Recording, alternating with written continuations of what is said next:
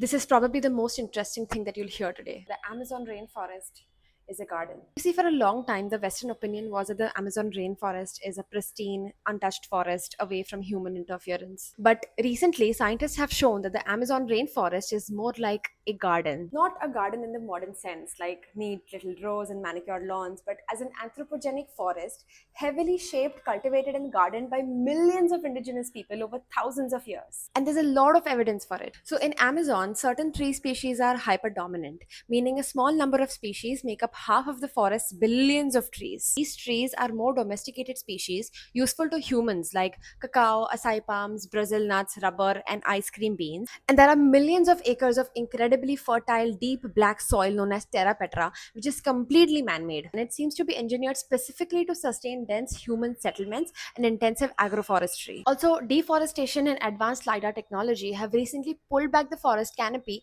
to reveal that the pre Columbian Amazon was home to complex, interconnected regional networks. Archaeologists have mapped massive geometric earthworks, causeways, canals, and reservoirs, and fortified garden cities that indicate sophisticated agroforestry. The pristine, untouched theory was actually a colonial concept. By viewing the landscape as natural rather than engineered, Europeans stole from the indigenous societies their achievements in agriculture, forestry, and land management. It reduced complex civilizations to just passive features of the landscape, no different from the local wildlife. The myth allowed European powers to argue that because the indigenous people hadn't improved the land in a Western sense, with fences and property lines, they had no legitimate claim to it. Defining the land as empty wilderness made its violent theft seem legally and morally justifiable.